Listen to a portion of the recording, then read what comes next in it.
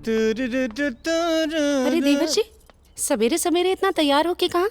कहीं अपना गर्लफ्रेंड के लॉन्ग ड्राइव पर लेकर जाता नहीं का? गर्लफ्रेंड? भाभी हमारा लाइफ में लड़की त आंधी के तरह एलिसन आ तूफान के तरह उधियाइयो गेलीसन। बाकी आज ले कोनो ऐसा लड़की ना मिलल जौन हमरा बचपन के प्यार के भुलवा सके। ओह आई सी, बचपन के प्यार। हमरा आज भी वो दिन याद बा।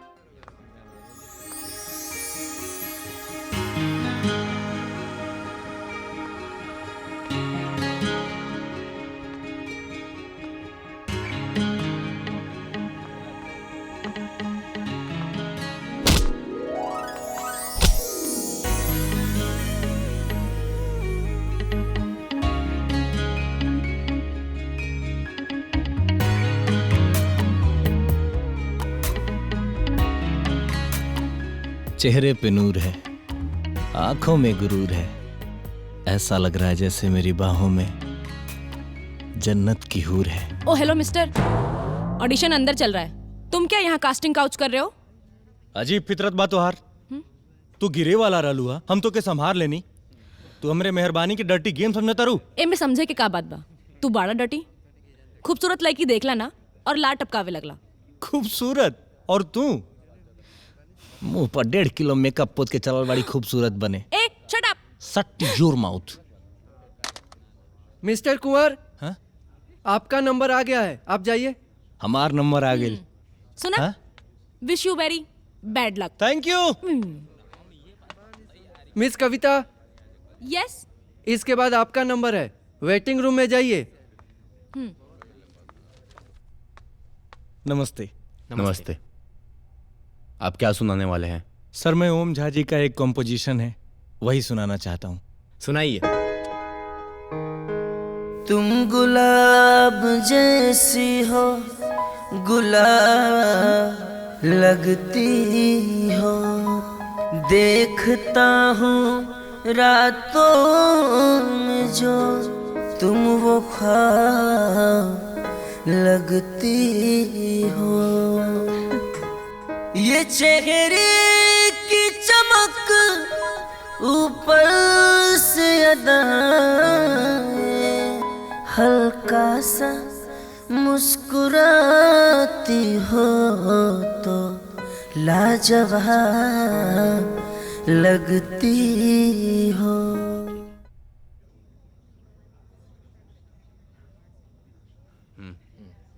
You are selected. Thank you sir, thank you. ए सुना? हाँ? गजब लड़ाकू बाड़ू, फिर लड़े आ गेलू? हाँ, आज लड़बो करब और मारब भी। हमरा के बहुत तड़पैले बाड़त और बहुत रोएले बाड़ा। आज कितना मिन्नत के बाद ऊपर वाला हमरा के तोहरा से मिलैले बाड़े। Thank you so much God. आज इतना दिन बाद हमरा बचपन के साथी हमरा के मिल गई। कविता? वाह, राहुल लव स्टोरी तो एकदम सुपर बा। बचपन में बिछड़नी और सीधा जवानी में मुलाकात भइल। दोनों जनी के प्यार ना एकदम सच्चा रहे, यही से फिर से मुलाकात हो गई। मिलन तो बहुत धमाकेदार भइल भाभी, लेकिन फिर नया ट्विस्ट।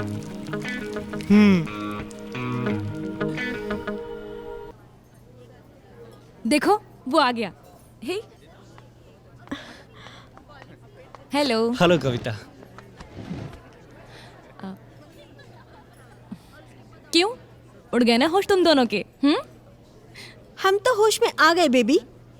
होश तो अब तुम्हारे उड़ने वाले हैं जब तुम्हें पता चलेगा कि ये तुम्हारे बचपन का प्यार जवानी में कितने गुल खिलाया है। हाँ यार, फ्लर्ट करना तो कोई इससे सीखे। Shut up! तुम दोनों क्या बोली जा रही हो? चुप हो जाओ प्लीज। मैं भुक्तभोगी हूँ यार। इसके प्यार के चक्कर में आके इसे बहुत प्यार करने लगी थी और शादी के बाद क्या कर दी? इसने दूध में गिरी हुई मक्खी की तरह मुझे अपनी लाइफ से निकाल के फेंक दिया। इस छलिए ने मुझे भी छला है। बचपन का प्यार भूल जा कविता, ये तुझे बच्चे की माँ बना के छोड़ देगा। नेवर, मैं वो वक्त कभी नहीं आने दूंगी। अफसोस तो इस बात का है कि मैंने इसे पहचानने में बहुत बड़ी गलती कर दी। बचपन में ये शेर व शायरी सुनाया करता था, लेकिन अब ये नई नई लड़कियों के साथ रोमांटिक सॉन्ग गाता है। दिस इज नॉट फेयर कवि। तुम ही मेरा पहला प्यार, तुम ही आखिरी हो। Shut up. एक्सक्यूज मत दो मुझे और अपनी शक्ल मुझे कभी मत दिखाना। चलो यहाँ से। कवि, कवि, छोड़ो मुझे। छी देवर जी, रहुआ ऐसा आदमी पानी हमरा के पता ना रहे। हमके रहुआ से बात नहीं के करे। भाभी हमके अपना गलती के एहसास हो गइल बा। I am sorry.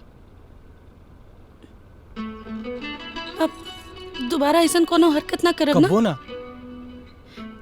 देखी देवर जी, लड़की लोग के दिल ना बहुत ज्यादा सेंसिटिव होला।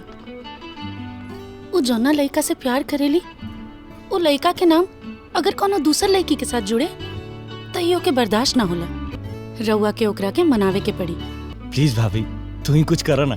अरे यार, रउआ के रूठल यार के मनावे ही ना आवेला। ठीक बात है, तू ही बतावा ना।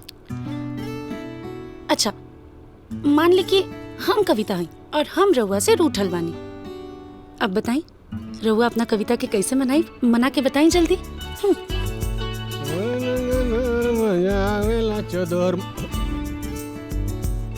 कम ऑन मनाई।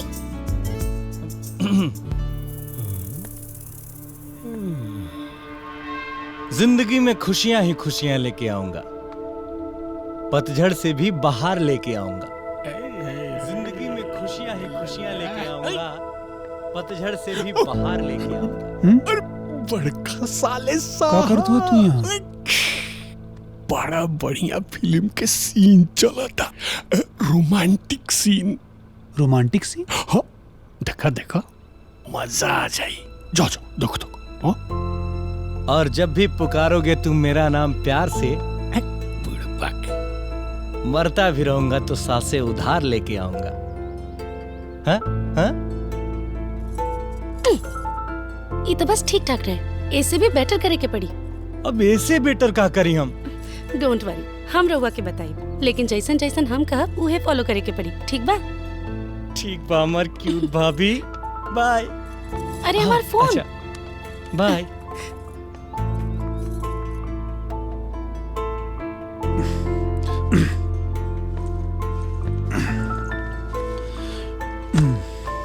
अरे रउआ आ गई नी। वैसे का बात होत रहा देवर भाभी में?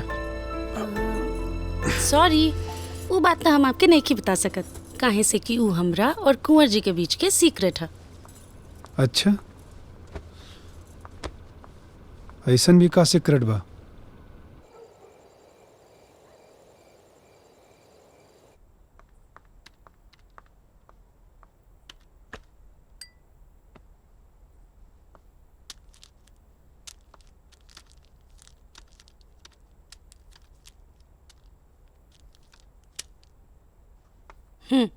जायद आज दवाई खैले का मन ना। अच्छा तो कब और मन करेला दवाई खाए के? चुपचाप से ही दवाई खाई ले। हम जाके देवर जी के दूध दे के आवत हनी। उनका के रात में दूध पियला बिना नींद ना आवेला।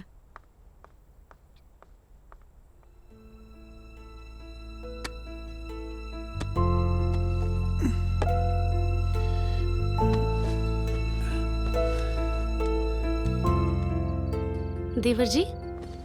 का भाभी, हमनी के सेटिंग के बारे में कुछ सोचलू? अरे बाप रे बाप, इतना बेसब्री। ओहो, वैसे हम राउर फीलिंग समझता नहीं। कुछ करत काहे नहीं खू, अब हमार दिमाग खराब होता। अच्छा बाबा, कूल डाउन। राउर तमन्ना पूरा करे के एगो बहुत सॉलिड आइडिया हमरा के मिल गई। का? देखी रहुआ कैसे भी करके ना बस हमरा के कविता से एक बार मिला दी, ओकरा बाद हम ओके बना लेब। इतना तो हम कहिए ले। पक्का? हाँ। Good night. हाँ वो तो तुम्हारा एग्जाम कब है? उसका क्या हुआ? अब मुझे कुछ नहीं पता, तू बता। मुझे भी नहीं पता। कुछ खास नहीं। क्या हुआ? ये क्या है? मेरे पास्ट में भी तुम थी, प्रेजेंट में भी तुम हो और फ्यूचर में भी तुम ही रहोगी। देखो, किसी का जूठन खाने से ना फ्यूचर नहीं बनता है। जूठन तो कुकुर खाते हैं। और तुम्हारे जैसी बिल्लियां चटनी चाटती हैं। Excuse me, mind your language. ये मेरी सहेलियां हैं। एक नंबर की चमची हैं। एक सुपनेखा, एक मंथरा है। ये दोनों हम लोग का घर कभी नहीं बसने देंगी। लात मारो इन लोगों को। और लिसन, मेरी भाभी तुमसे मिलना चाहती है। हाँ? आई डोंट केयर बाबा। जब मुझे तुमसे कोई मतलब नहीं है तो तुम्हारी भाभी से मिलके ओह। क्या चार? तमीज से बोलो। वो मेरी भाभी का माँ ज्यादा है। उन्होंने पहली बार कुछ कहा है, मिलना तो पड़ेगा तुमको। क्या करूं? मिलूं? ठीक है, लेकिन मेरी एक शर्त है। प्यार में कोई शर्त नहीं होता। तुम मेरे रास्ते का रुकावट नहीं बनोगे। अरे पगली, मेरी जान ही मांगनी है तो प्यार से मांगो ना, ऐसे ही दे दूंगा। ठीक है, अभी 3 बज रहे हैं। 4 बजे तुम अपनी भाभी को लेके ना पार्क में आ जाना, ठीक है? और ये दो मेरा।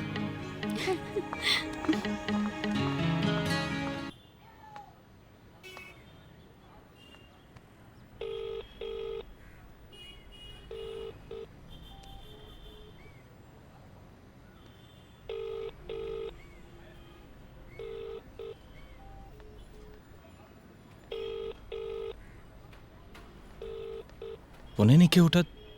लैंडलाइन पर करता नहीं।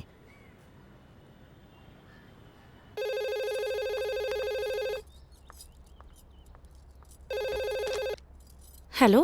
अरे भाभी कहाँ बाड़ू? कब ले तोरा के फोन कर दी, तू फोन ही नहीं को उठावत। अरे मोबाइल रूम में चार्जिंग पर रहे और हम किचन में खाना बनावत रहनी। हाँ सॉरी। वैसे मिले के कुछ प्लान भाई? वही खातिर तो फोन कहीं है। अभी बहुत लेट हो गई बा, हम घरे ना आ पाई। तू 4 बजे ले पार्क में आ जा। 4 बजे? अरे हम इतना जल्दी कैसे आए? हम कुछ नहीं की जानत। अरे देवर जी, हमार मजबूरी भी तो समझी। हम भाभी तू हर मजबूरी और दूरी बढ़ा दी। हम कसम खा के कहत नहीं, अगर तू ना आईबू तो हम अपन जान दे दे। और हमार खून, हमारा प्यार के खून सब तोरे सर पे लागी। इतना ज्यादा ओवर एक्टिंग करे की जरूरत नहीं की। आ जाइब हम। वही तो हम कहत नहीं, चुपके से चल आया। और सुना, घर में केहू के शक ना होके के चाहिए। ठीक बा, हम केहू के कुछ ना बताई। By by.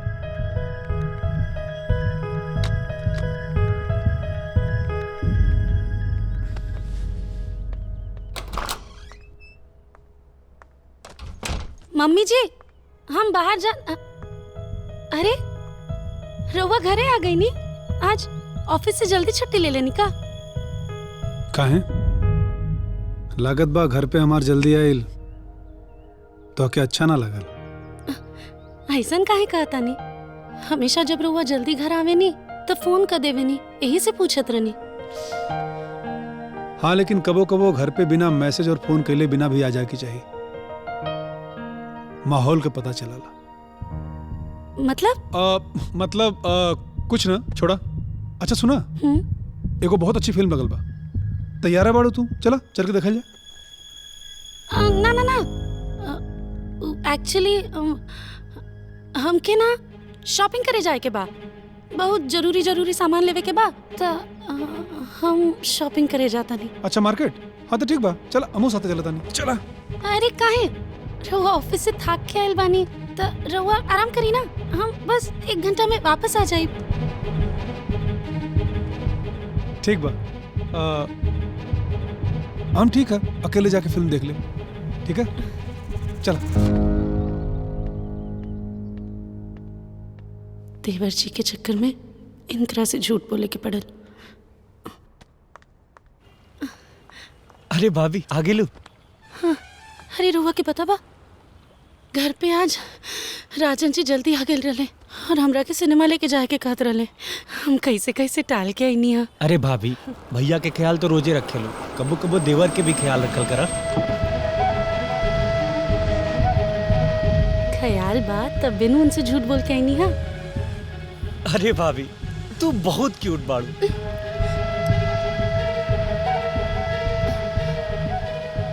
4:30 बज गए, कविता अभी लाइल ना? हाँ भाभी, अभी लेता आ जाए के चाहत रहल।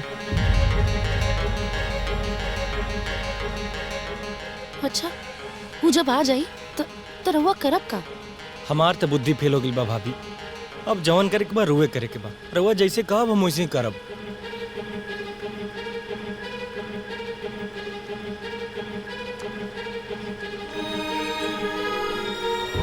मुझे पता है कि मैंने पास्ट में बहुत गलती की है, लेकिन मेरा यकीन मानो, मेरा बीता हुआ कल, मेरा आज और मेरा आने वाला कल, सब तुम ही हो। I love you. अरे भाभी, एक्सीलेंट, माइंड ब्लोइंग। अब बसु आ जाए तो काम बन जाए। अभी ले आ जाए के चाहत रहल, रुका फोन मिला होता नहीं। The number you have called is currently switched off. कविता के फोन अब भाभी, एक मतलब उना ही है। हमारा प्यार पर उनकर ईगो भारी बा।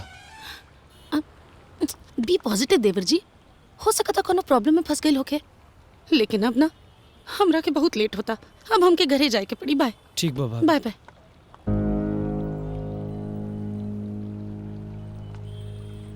इतना हाथ कर दे हलस। अबे एडी टेढ़ी के सही कर दे। अब बस भी करो यार, 4 बजने वाले हैं। तो क्या करूं? लगता है तुम्हारी मेमोरी वीक हो गई है। तुमने 4 बजे कुंवर की भाभी को मिलने के लिए पार्क में बुलाया था। मेरी मेमोरी बिल्कुल ठीक है, और मैं उसे ना मिलने गई तो वो क्या कर लेगा? वो करेगा क्या? तुझे नागिन समझकर तेरे आगे पीछे सपेरे की तरह बीन बजाता फिरेगा। मुझे लगता है ना कि तुम छुटकारा ही नहीं पाना चाहती हो उससे। वो लुटेरा अभी भी तेरे दिल में बसा हुआ है। अरे ऐसा कुछ भी नहीं है यार, वो मेरे दिल से निकल चुका है। तभी तो उसकी भाभी से मिलने की बिल्कुल इच्छा नहीं है मेरे अंदर। लेकिन सच बताऊं, भूख बहुत तेज लगी है यार। प्लीज छोड़ना उसकी भाभी को, और उसे भी छोड़ दे यार। खाना आ गया, चल खाना एंजॉय करते। भैया पिज्जा मुझे।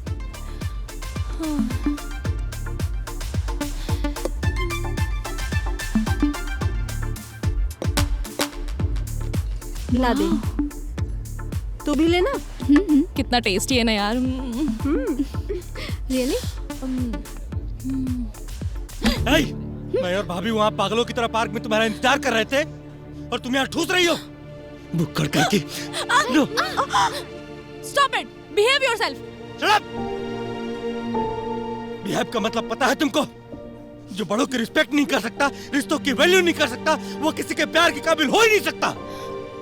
अगर तुम मेरा डिसरिस्पेक्ट की होती तो मैं तुम्हें माफ कर देता, लेकिन तुमने माँ समान मेरी भाभी का अपमान किया है।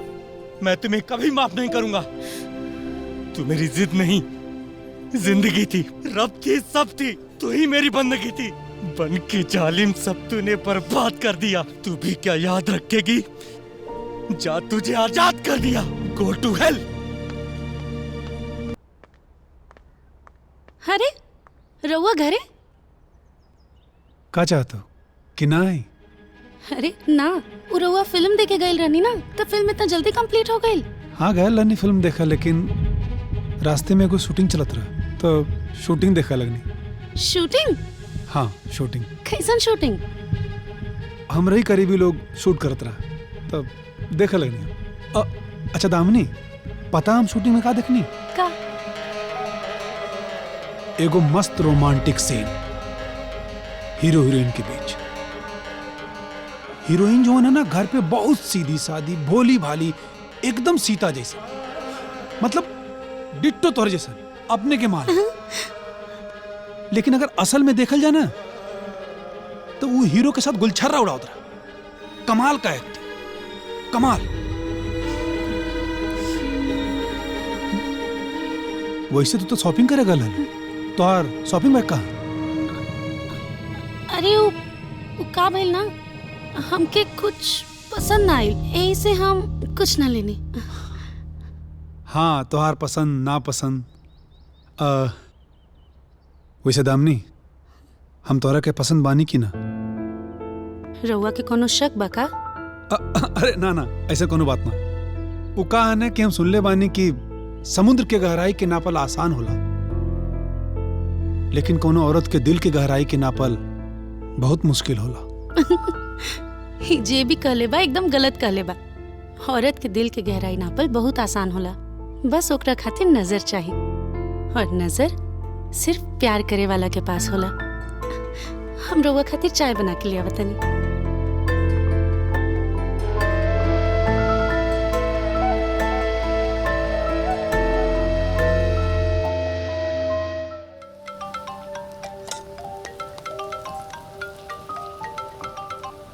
हेलो। हेलो दीदी, प्रणाम। दीदी के बोला था? हम कविता बोला था नहीं।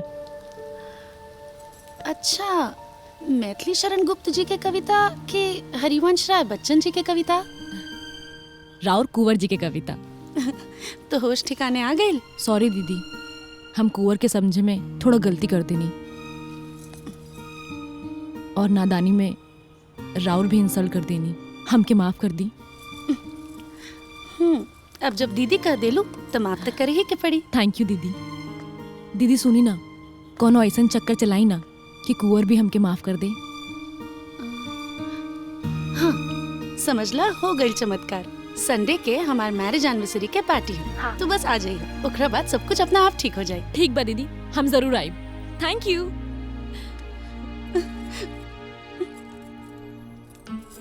हे देवर जी काबिल भाभी, राउर लव की तो लॉटरी निकल गई। मतलब हमके अभी ना कविता के कॉल आइल रहे, ओकरा के अपन गलती के एहसास हो गइल बा, माफी मांगत रह लिया। हमके कहली दीदी कुछ चमत्कार करी ना, तो हम ओकरा के अपन मैरिज एनिवर्सरी के पार्टी में बुला ले बानी। सच्ची? मुच्ची। अरे भाभी, आई एम सो हैप्पी भाभी।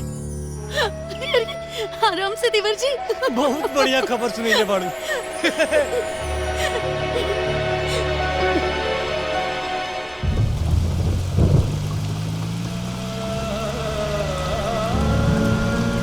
और रह गई बात हमरा माई बने के सपना के, तो हमार सपना जरूर पूरा हुई।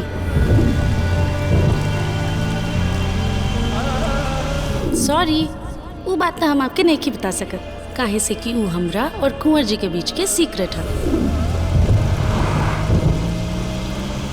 अरे बाप रे बाप, इतना बेसब्री।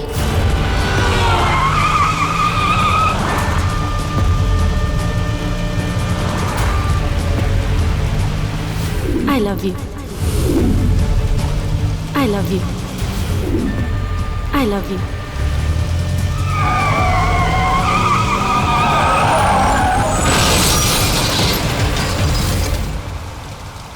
God is great. आप लोगों के गम को मिटाने के लिए भगवान ने खुशियों का मरहम दे दिया है।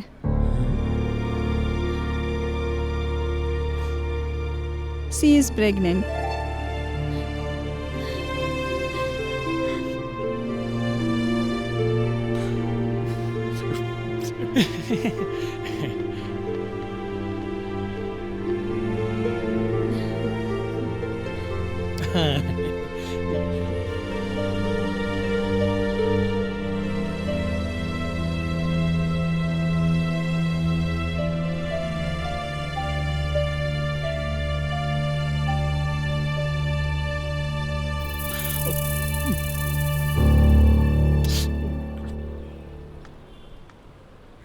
अनु, हमरा एगो बात समझ में नहीं आवत हो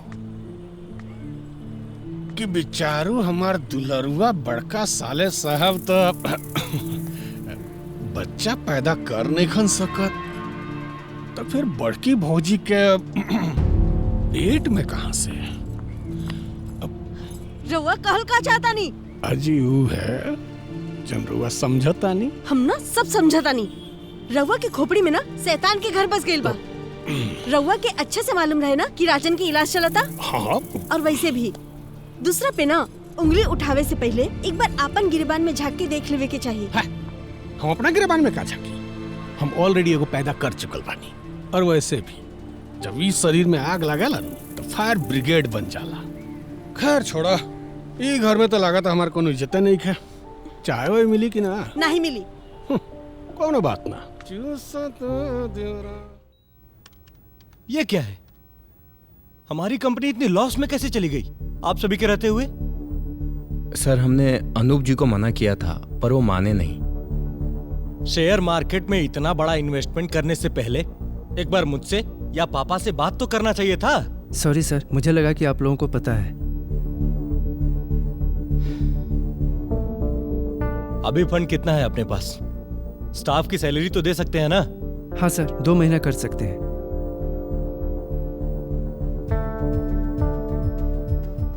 ओके, अभी मैं जैसे कहता हूं वैसे ही करना है, सब ठीक हो जाएगा। ओके सर।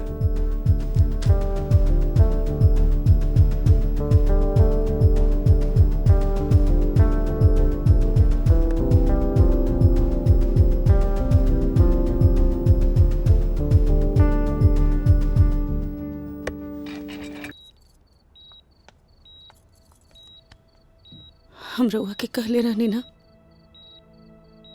कि हमार माई बने के सपना जरूर पूरा होई।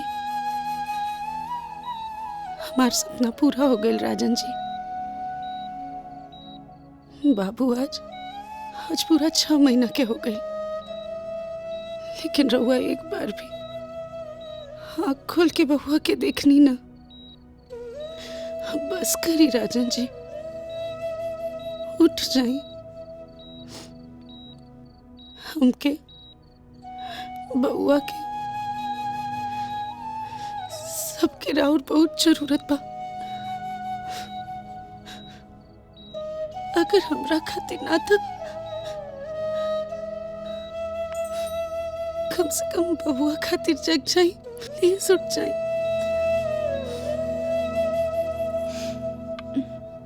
दीदी आपसे एगो राय लेवे आयल बनी जा। का बतावा ना। ई बेरा सामूहिक तीज पूजा अपने घरे ना होई। काहे ना होई? राजन बबुआ के हादसा से आप सब बहुत दुखी बनी ना, यही से। देखा बहू, पूजा पाठ और भक्ति भाव में बहुत शक्ति होला, ओकरा से हर कष्ट के निवारण होला। और रही बात हमरा बबुआ के, तो ओकरा के यह वक्त सब कर दुआ अब भगवान के आशीर्वाद के बहुत जरूरत बा। यही से एह साल भी तीज पूजा हर साल की तरह उतने धूमधाम से हमरा घर में हुई। सच कहा तारू अम्मा। भाभी भी अपन सुहाग खातिर तीज के व्रत करी है।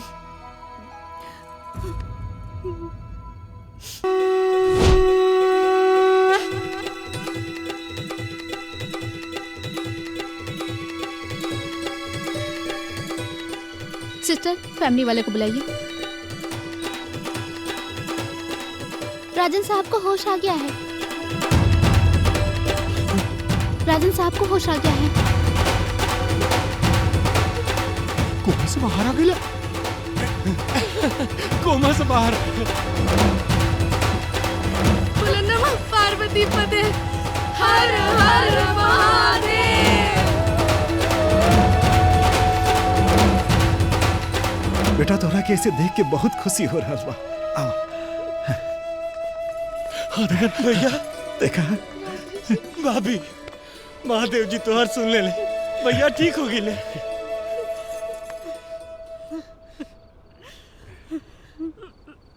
ये कबा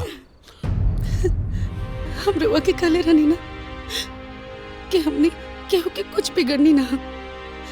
भगवान हमनी के साथ सब अच्छा करी। देखिए हो गई चमत्कार। रउआ बाप बने वाला बानी। कितना बेवकूफ बनेबू। तोहरा के याद बाना कि डॉक्टर का कहले रहा कि हम कहो बाप ना बन सकीला। फिर तोरे कोख में ई पाप के कर है। भैया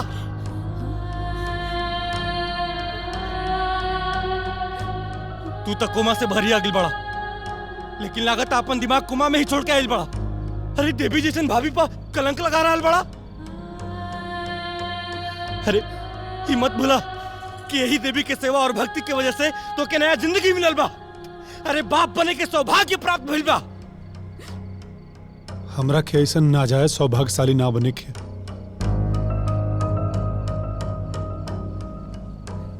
ये पेट में तोरे पाप है ना। भैया चुप चुप, एकदम चुप। अरे साले साहब का अंगूर खा गए लंगूर। हम तरह के कितना बार समझौनी, अब पछतैला से का फायदा है कि लैला मजनू के ऊपर तनी नजर रखा है, कुछ कार्रवाई करा। लेकिन तू तो कुछ ना ध्यान डाला, तब भुगता। ओह, तय महाभारत के असली शकुनी तू बड़ा जीजा। बतावा का देख ले रहा है? का मिल रहा है हमने के बीच में? कौन ची क्या गा ले रहा? हमारा भैया के दिमाग में शक के सोई तू ही गोपले पड़ा। हम अपना भाभी के माँ ही मारीला। हमारा मतारी पर क्यों कीचड़ उछाली ना तो फाड़ दे। का कर बे? मर बे? मर भी हमरा के हैं? अरे हाँ, तू तो करे खातिर कुछ भी कर सकले, मार भी सकले हमरा के, मार। बाबूजी समझाई क्या के? राजन, तू जेकरा पर भरोसा करत आड़ा ना, वो तोहरा पीछे तोहार सब बिजनेस के ठप कर देले रहे। वो तो कुंवर रहे कि सब बिजनेस के वापस ट्रैक पर ले आई। ऐसन भाई पर शक कर रहा बड़ा। आपन अकल के इस्तेमाल करा। अकल बा हमरे पास, अकल बा हमरे पास। अब हमरा के क्यों ना समझाई, बुझला?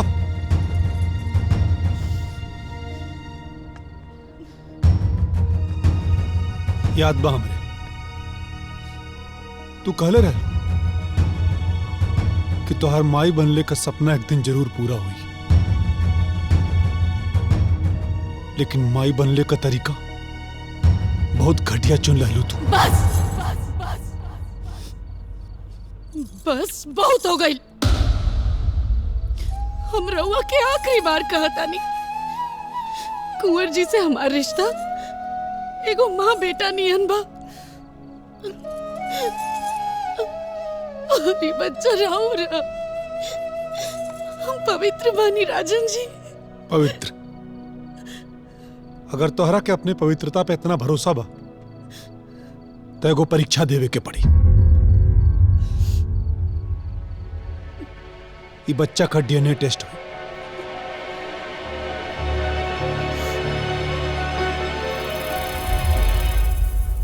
तो ठीक बा, अगर रउआ के हमरा से ज्यादा भरोसा टेस्ट पर हुई तो करवा ली डीएनए टेस्ट।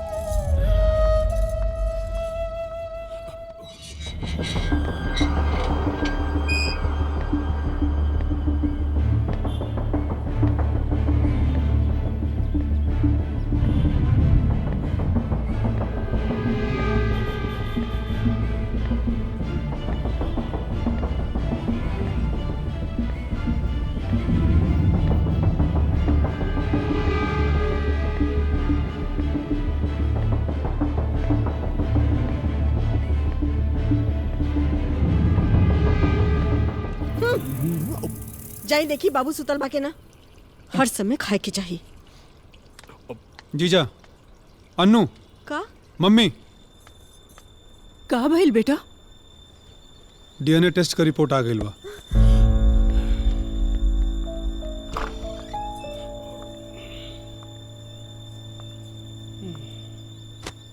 बच्चा हम रही हैं।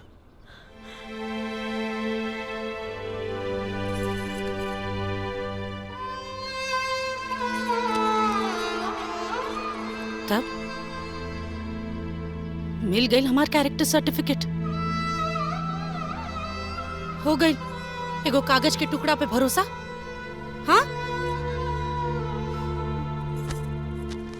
तो एगो कागज के टुकड़ा हमरा पास भी बा, ले साइन करिए पर।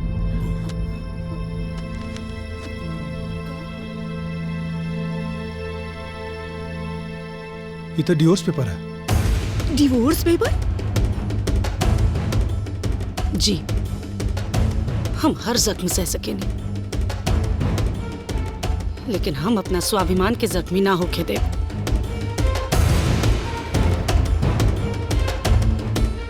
हमेशा हम सर उठा के जियले बानी, और अगर यहाँ एक दिन भी और रह तो अपना नजर में ही गिर जाए। अब से हमनी के बीच कोनो रिश्ता नहीं खे। हम हमेशा खातिर घर छोड़कर जा रहे हैं। दामिनी, घर छोड़ के मत जा, हमसे बहुत बड़ी गलती हो गई, हमरा के माफ कर दो। हम अपन फैसला ले चुकल बानी। हम माना थे कि हमसे बहुत बड़ी गलती भइल है दामिनी। सिर्फ एक बार तो खुद के हमरे जगह पे रख के सोचा, फिर तोहरा के समझ में आई कि हमरा ऊपर का बीतल है। सिर्फ एक बार सोच के देखा कि तोके कैसन लागत। बहुत बुरा लागत हमरा के, बहुत गुस्सा भी आई, हम शक भी करती, लेकिन उस सब के बावजूद रउआ के अपन सफाई देला के एगो मौका देती।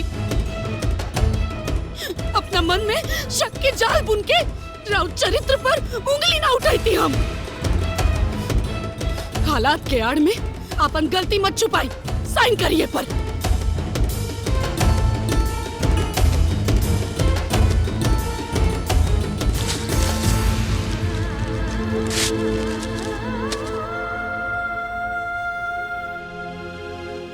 एगो कागज फाड़ देला से हमार फैसला ना बदली। ना मम्मी, जब यह घर में हमार चरित्र के नीलामी होत रहे तब केहू कुछ ना कहलस, तो आज भी केहू के कुछ भी बोले के अधिकार नहीं के। दामिनी, दामिनी, कुंवर, तू समझाओ उनके, वो तुम्हारी बात जरूर मनिया। काहे मनिया? ताकि तू फिर देवर भाभी के रिश्ता पर लांछन लगा सका।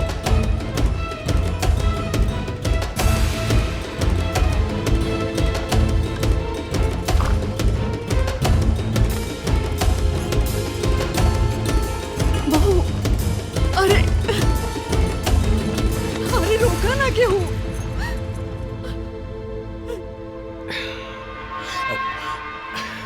अरे जी चल गई लोकरा के जाए 10 साले साहब। अरे बिजनेसमैन बाड़ा, फिर से प्लान करो। भले ही भैया भाभी पे दाग लगावले, लेकिन ओकर चाही तू बड़ा। अनु, कदे इनसे इज्जत से निकल जाए यहाँ से। अब तू एजा खड़ा होके टुकुर टुकुर देखत का हुआ? बाहर निकला, हम अबे बाबू के लेके आवता नहीं।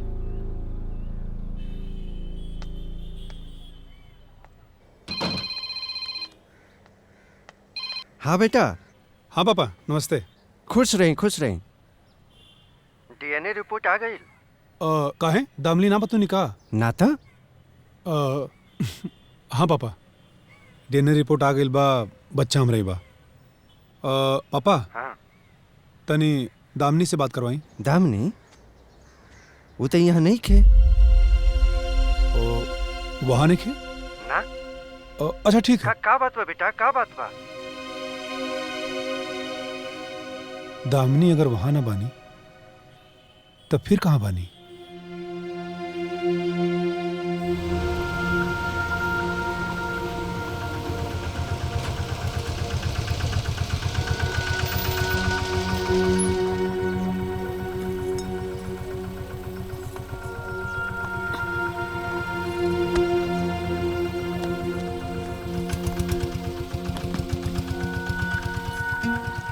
प्रणाम। अरे दामिनी बेटी, आवा आवा। बैग वैग साथे लेके आइल बाड़ू। लागत कुछ दिन हमनी के साथे रहे के इरादा बा। हाँ? कुछ दिन ना काका, अब हम एजे रहो। अरे बेटी, ऐसन का हो गई कि तू हमनी जैसे अनाथ हो गई? कबो कबो पूरा घर परिवार रहला के बाद भी आदमी अनाथ हो जाला। हम यहाँ रह सके नहीं ना। अरे बेटी, काहे ना रह सकेलू? हाँ? बेटी, हमनी के अपन नाती पोता तो ना खिला पैनी सा, बाकी वो कमी अब तोरा बबुआ के खिला के पूरा हो जाई। चला बेटा, चला तो हर कमरा। चला बेटा। चला, ला छोड़ दो। आवा आवा बेटा, आवा आवा बेटा, आवा, आजा आजा आजा। हम महसूस कर रहल बानी, शक की बिजली जहां भी गिरेला ना त रिश्ता में खाली दरार पैदा करेला। दीदी के साथ बहुत नाइंसाफी भइल बा, और तोहरे साथ भी। लेकिन दीदी तो बहुत स्वाभिमानी है, यही से वो घर छोड़ देली। हम घर छोड़ देले रहती, लेकिन माई बाबूजी के ना छोड़ सकेली। कैसे की गलती भैया के बा। डोंट वरी, दुनिया में कोई भी तोरा पे कितना भी इल्जाम लगा ले, तू हमरा खातिर हमेशा मिस्टर परफेक्ट ही रहबा। जिंदगी के हर मोड़ पर, हर कदम पर हम तोहरे साथ बानी। तू हमारी हिम्मत हो।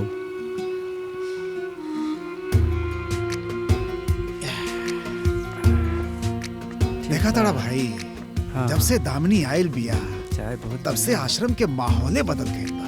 देखा तनी बेटी, सब काम आके संभाल। हाँ सही कहला।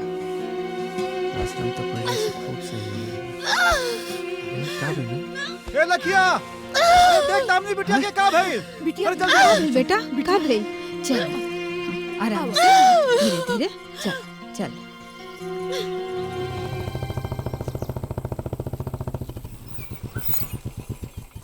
राम जी काका कैसन बानी? हम तो ठीक बानी बाबुआ, लेकिन हम पहचाने ना तोहरा। दामिनी जी हमार भाभी है। आप कुंवर बाबू बानी? जी। कहाँ बाड़ी भाभी? आई आई आई आई चलो आई।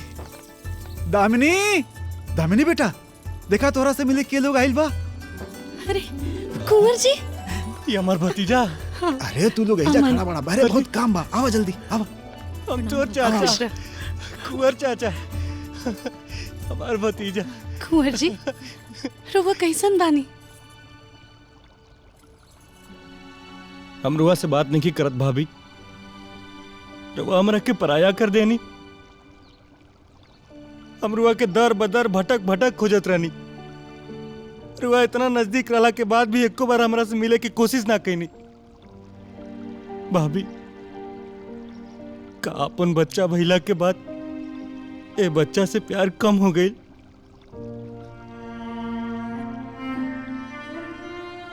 प्यार कम ना भइल कुंवर जी, बस समय और समाज वो प्यार पर प्रश्न चिन्ह लगा दिलस।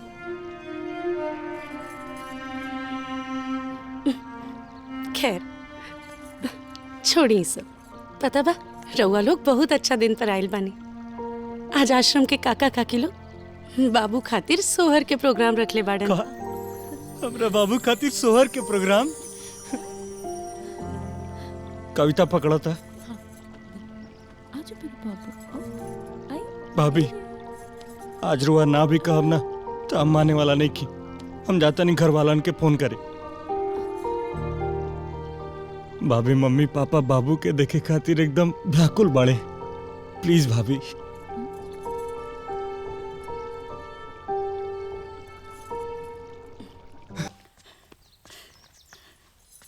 ए बहू, ई बच्चा ना हमनी के जिए के सहारा बा। आ तू हमनी के जिंदगी बाड़ू। चला ना घर, चला चला ना बहू। अब ये हमार घर है और यहाँ के लोग हमार परिवार। देखी ना जी। बेटी, हम तोरा से हाथ जोड़ता नहीं, राजन के माफ करता। माफ करे वाला हम के हैं? बाकी रउआ लोग से हमारे एक के बिनती बा, हमरा के बस अपना हाल पर छोड़ दी। दामिनी, बच्चा के तू हमरा से अलग ना कर सकेलू। शायद तू भुलात हो कि बच्चा हमेशा अपने बाप के नाम से पहचानल जाला। लेकिन हमार बेटा अपना माई के नाम से जानल जाए। तो इतिहास ना बदल सकेलू दामिनी, तो के खुद के बदले के हुई। जितना अधिकार बच्चा पे तोहार है, उतना अधिकार हम रहू है। अधिकार? कौना अधिकार के बात करता नहीं रहुआ? हमरा बच्चा पर अधिकार जतावे के हक रहुआ वही दिन खो देनी जब डॉक्टर रहुआ के कहलस कि डीएनए टेस्ट करवला से कोख में पल रहल बच्चा के जान भी जा सकेला। लेकिन रउआ फिर भी अपना संतुष्टि खातिर जबरदस्ती डीएनए टेस्ट करवनी। अरे एगो बाप अपना बच्चा खातिर अपना जान के बाजी लगा देवेला, लेकिन रउआ अपन शक दूर करे खातिर हमरे बच्चा के जान के परवाह भी ना कईनी। लेकिन बच्चा तो सही सलामत है ना? अगर कोनो अनहोनी हो भी गई रहित ना, तो भी रउआ के कोनो पछतावा ना रहित। लेकिन हम अपना आप के कबो माफ ना कर पाई थी। जीते जी मर जाती। आप जैसा लोग खातिर ना बच्चा खाली एगो मर्दानगी के निशानी होला, लेकिन एगो माँ खातिर होकर बच्चा होकर पूरा दुनिया होले।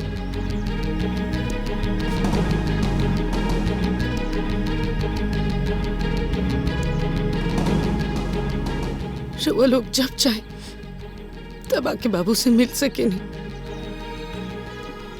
ये अधिकार हम रउआ लोग से कबो न छीना। दामिनी, दामिनी, उमर, तू समझा बा? भैया तू खुद से अपन सब रास्ता बंद कर ले बड़ा, अबे मन हम का बोली। आपन पसंदीदा फिल्म देखे खातिर डाउनलोड करी दंगल प्ले ऐप।